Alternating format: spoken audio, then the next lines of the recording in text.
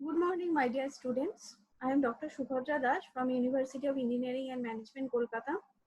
Today I will discuss some spectroscopy techniques and their application. So, first of all, we have to know what is spectroscopy.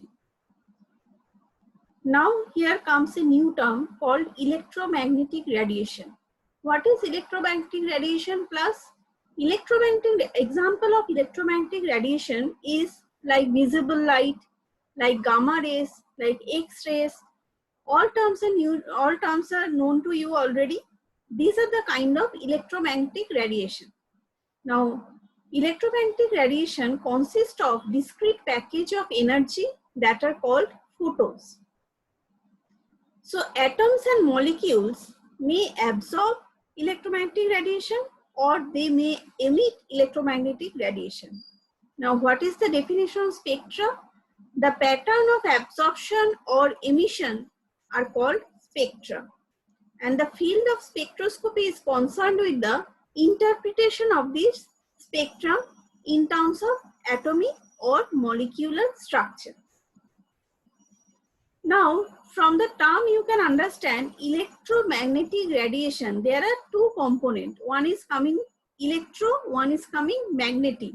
So there are two fields. One is electric field, another is magnetic field. So electromagnetic radiation has two components. One is electric field and one is magnetic field.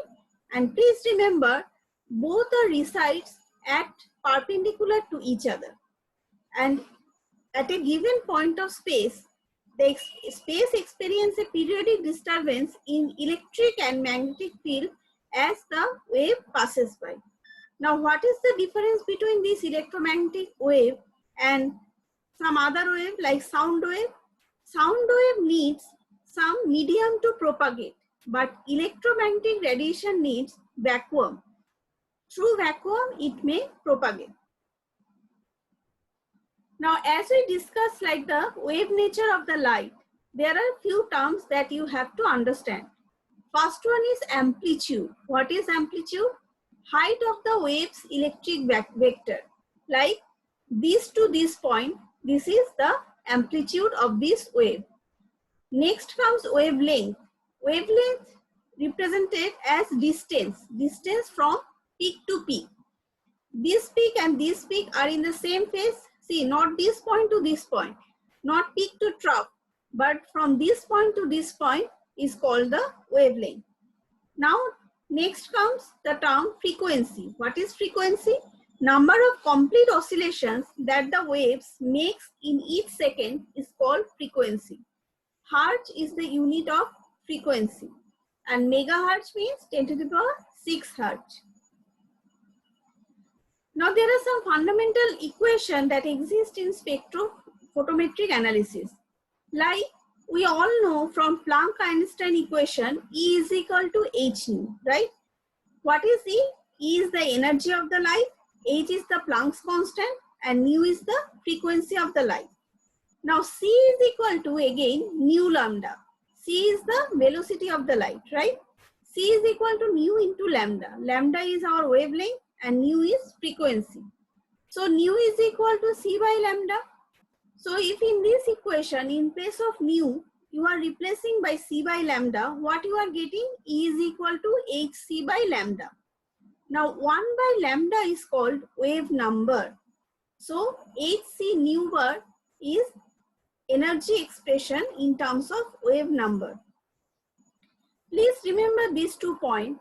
When wavelength decreases, that is wavelength is in the denominator part. So as wavelength decreases, E, that is energy of the light, increases. Secondly, if frequency increases, E is equal to h nu. So there is a direct relationship. There is a nu is proportional to E. So E is equal to h nu means frequency of the light, if increases, then energy of the light also increases.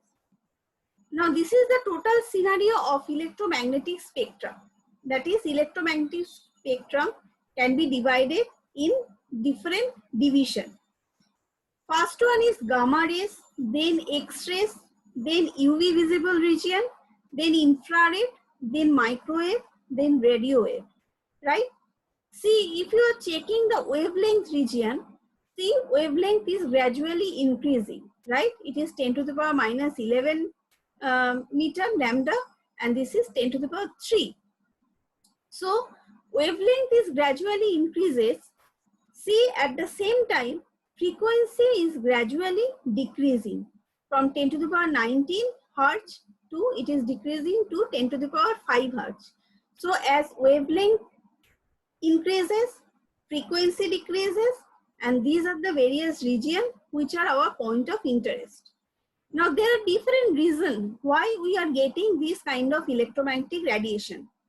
Like gamma rays we are getting when atomic nuclei is excited. See, atomic nuclei when excited, the frequency of the light is highest over there.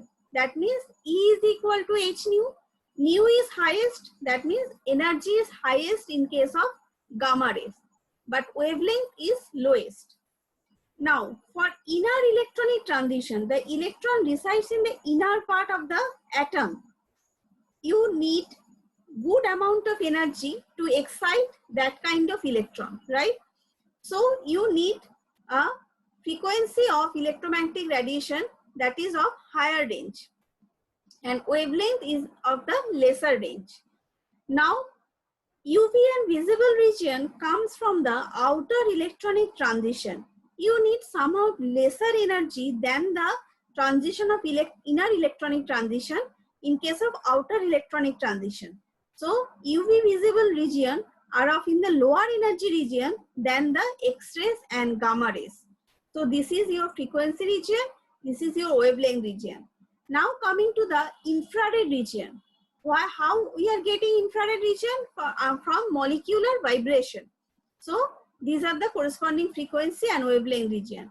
Then coming the microwave region, which is for molecular rotation.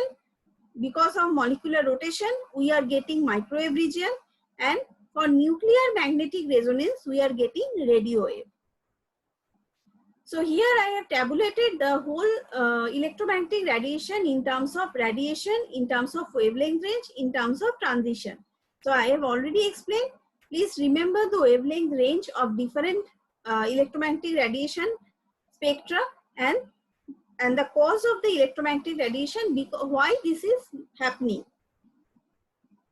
Now, if light falls upon a matter, what are the results? What are the incidents that are happening? Some of the light is giving photoluminescence. Some of the light is getting just transmitted through the object. Some of the light is getting scattered because of the presence of object. Some of the light is getting absorbed and some of the light is getting reflected. These all incidents happening when the light beam falls upon a matter. So this is how a matter interacts with the light. Now, principle of spectroscopy.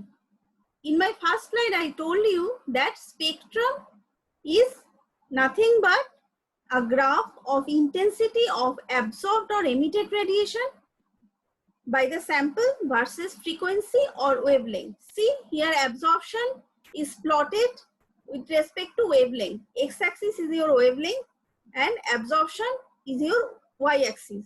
So this type of plot is called spectra. So there are two types of spectra possible. One is emission spectra and one is absorption spectra. If the object get to the higher level of energy, if the atoms are molecule, or for electronic transition, if the electrons are transferred to the higher level of energy, it is absorbing some amount of light, so it will give absorption spectra. Now from higher level to lower level, if the electron jumps from higher level to lower level, then it should emit some energy. Then you will get emission spectra. Mass spectroscopy is an example of emission spectroscopy, and UV visible and IR spectroscopy are an example of absorption spectroscopy. Now there are different types of energy transition may occur within the molecule. Molecules have different forms of energy. First one is translational energy. What is that? It is concerned with the overall movement of the molecule. The whole molecule is getting moved, along the three axes, that is three-dimensional movement of the molecule, X, Y, Z axis. It is significant for gases and to a lesser extent for the solids. Next come to electronic energy. What is that? It involves the changes in the distribution of electron by the promotion of the electron to the higher level. Thus, it absorbs the energy. You will get absorption spectroscopy. So, this is for electronic transition. Vibrational transition is associated with vibration within the molecule. The molecule is not getting moved. The molecule is not traveling. The electrons are not traveling from one level to other level, but molecular vibration occurs. What are the kind of molecular vibration? Like stretching or bending. We will discuss it elaborately in our future slide. Next come to rotational energy. It involves the spinning of the molecule about the axis and it passes through the center of gravity. Now the total energy of the molecule is E translational energy plus E electronic energy plus E vibrational energy plus E rotational energy. Please remember, translational energy is greater than electronic energy, it is greater than vibrational energy, and it is greater than rotational energy. Here I put some question. If you are following the lecture thoroughly, you can answer this question very easily. Thank you all for your kind attention.